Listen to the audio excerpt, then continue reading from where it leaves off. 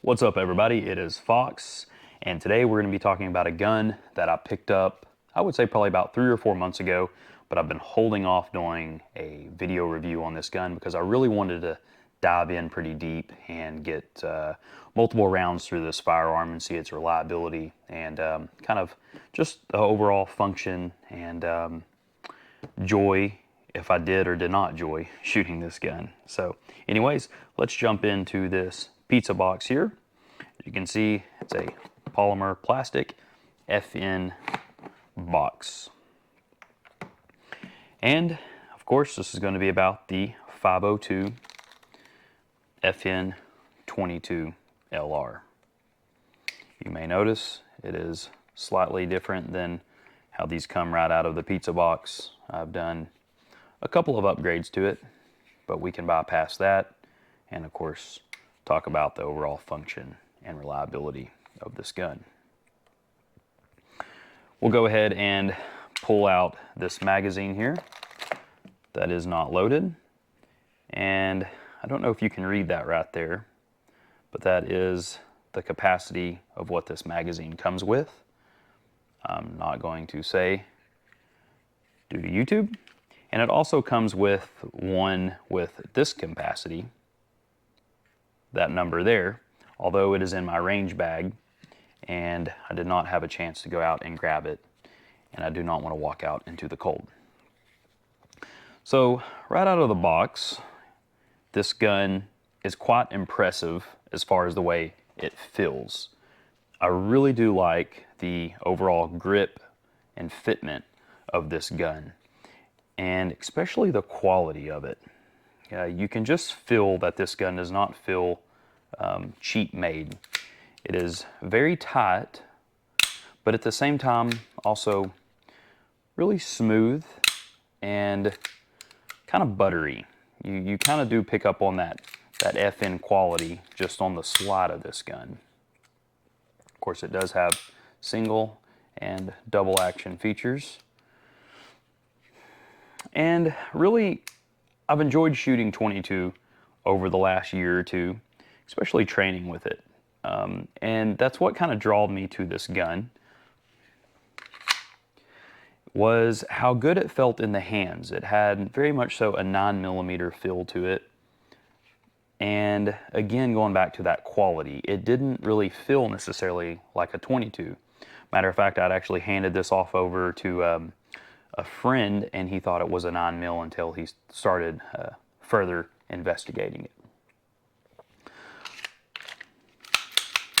Like I said, it just has a very smooth feature to it.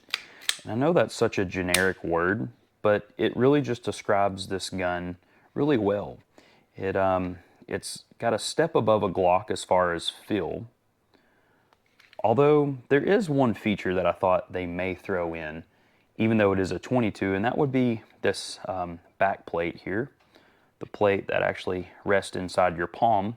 I thought maybe that would be detachable to where you could pull that out and put either a bigger one, a medium, or large, whatever you would suit best for your hand, but they didn't, which is totally fine because this seems to fit my hand perfect. But anyways, we will get right back to the chitter chatter.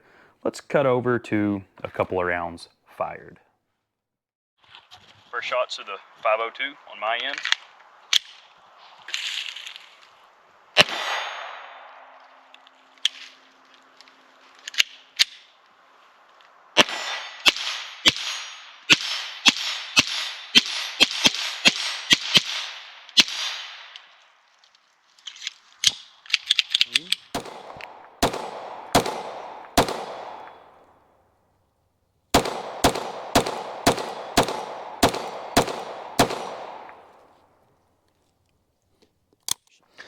Okay, now that we have the first shots out of the way and we popped this little 22's, well, we're not gonna say. But anyways, this gun is no longer not shot. Also, it has somehow survived my wrath of spray paint, but it did get a little bit of white overspray. No, that is not how these come from the factory. That is due to me spray painting my white steel target. Kind of had a little bit of an explosion there. Anyways, let's go ahead and get back into what the gun comes with. It does come with a FN little lock here. And what I really like about it is that it did come with different footprints for different red dots. This is what it comes with stock. I gotta say, I'm really gonna brag on these stock, what you would call iron sights. These are actually like a polymer, a really tough polymer iron sight.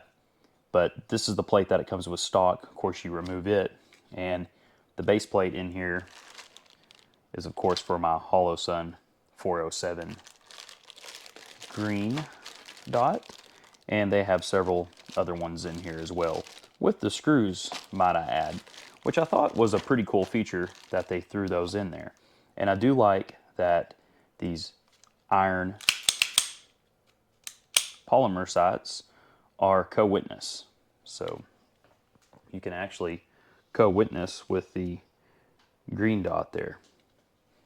Thought that was a pretty cool feature for a 22. Although they're not metal or steel or aluminum, they are polymer. I still don't see a real big deal with that either. Although, because, I mean, the majority of this gun is polymer.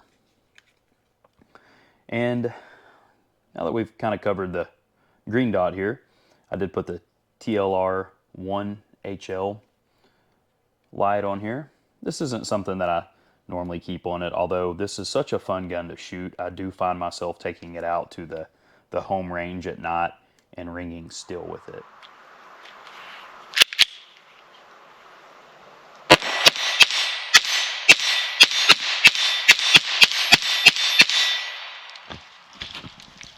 I know you animals want to see some close quarter combat. Ooh, a little bit of a hang up there. I think that was actually probably on me.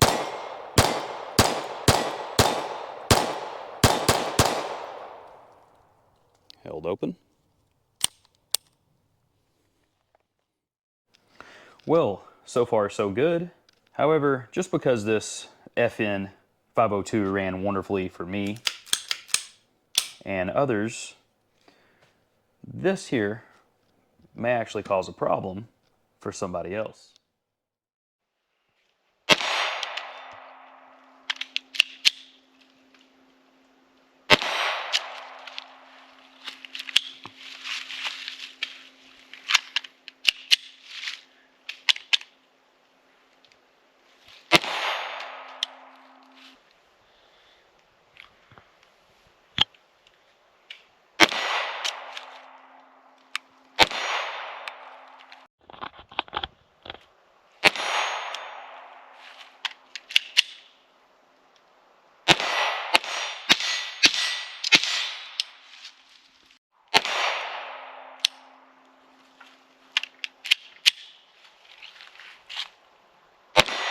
And the new 502 that everybody's excited about, myself included, till today. And we noticed that when I shot, of course it was the only one that had the issue with my grip with a high thumb, I was hitting the mag release on about the second or third round and losing the mag consistently.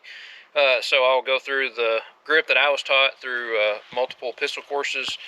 I will go middle finger and thumb, so middle finger underneath is an index, high thumb, and all I'm doing is laying this other hand in here to fill that void, thumb forward, pressing out, squeezing in on the gun, not gripping, squeezing, and that squeeze on recoil is just enough for this palm to hit that mag release, and then I'm losing the mag. So, or it will come just barely touch it and it will unseat and then not pick up the next round. So, you know, it's pretty weird how you can pick a gun up and kind of immediately fall in love with it. Just like my friend there. Whenever he came over for a range day, he noticed I had this FN 502 and basically said, "You dog. This was the gun I've been waiting for and trying to get, and it's always sold out." Which at the $500, $600, somewhere around in there mark, it was kind of good that he didn't jump on this, because as you can see there, with the way you really want to grip your firearms and lay your hands, his palm here is managing to hit that. Just because this works very good for me in my hands, my fingers here actually push this out of the way. However, his allow that to touch right in there. And that's really a bummer because he really wanted this gun, and I know how that feels to see the reliability in a gun and watch others enjoy a gun, and you try to get the gun and realize that, man, this gun doesn't work for me. But that's kind of what makes it all cool. But it kind of goes back to what I talked about earlier with this rear grip here. If these were interchangeable, if you could put a bigger one on here, maybe he could use the extra large, even though he does have not near as big as hands as most people I've handed this gun to. Maybe the extra large would allow a little bit of a gap in between here so his hand rests in there a little better. So other than being 100% reliable and extremely comfortable to shoot and pretty damn accurate, I see why it can't work for everyone.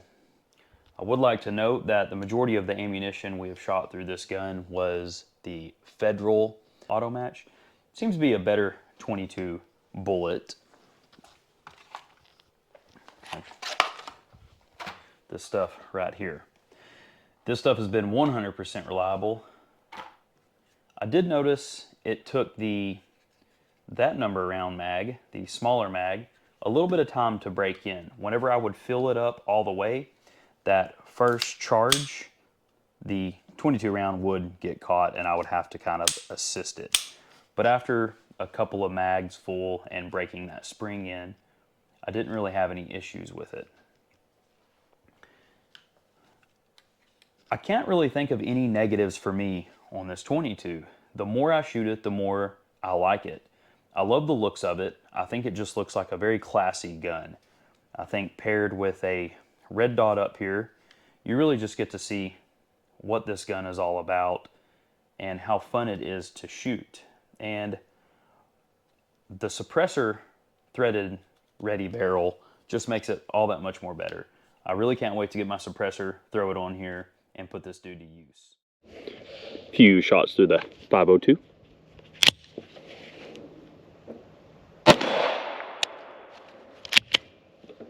Having a problem ejecting right now. This little booger is filthy. I'm definitely gonna give this dude a cleaning and come back to it. So guys, I came out here to throw a few rounds through here, and it was having a hard time ejecting the first round.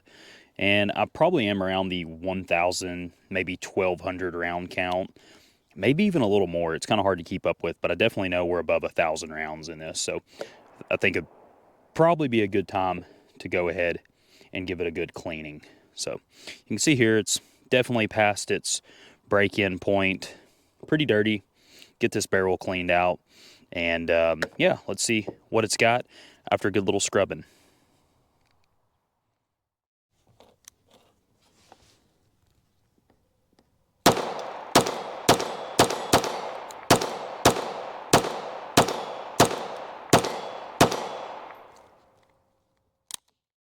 Once again, as you can hear and see, this little 502 tactical, or I'm sorry, just 502, is so much fun to shoot. It really is. I actually want to get a holster set up with this and a couple of extra magazines so I can really practice some drills and save on that 9mm ammunition. I am happy that I waited to review this video until I had a few friends and family get this gun in their hands and really shoot it, or else we probably wouldn't have found out the magazine lever issue with certain hands. And that kind of goes back to, if you're considering getting one of these 502s, you may want to go to your local gun shop or ask a buddy or somebody that has one if you could throw a few rounds through it and maybe do a few mag exchanges and just see if by any chance there's a certain part of your hand that hits this magazine release. Now, I think there could be a cure for this, but it wouldn't be a very good one. File the hell out of that and make it a little smaller, and I don't think that would really affect the functions of the gun. I think if you popped it out there or pulled it out of the gun and just filed that down, I don't think it would do any harm. And I gotta say, sometimes things aren't worth it, but I think this is a gun that I would be willing to file that down and get rid of that little extra hump there because of its reliability and just overall quality and feel. Since I've started with the 502 in the FN world, this is my first FN pistol, I'm probably going to go ahead and jump into one of their 9mm. I'm impressed with the quality, feel, and really just the joy of shooting this dude. Anyways, guys, I really do appreciate everybody for tuning in and watching. I hope the microphone definitely helped out for everyone's attention. I tried to slow things down a little bit for this one to kind of give a real thorough, chill view, opinion, whatever you want to call it on this gun. As always, this is Fox, and on behalf of Misha, we definitely appreciate everybody tuning in. If you can, please do like, share, subscribe, and check out the link to our Patreon. We'll catch you next time.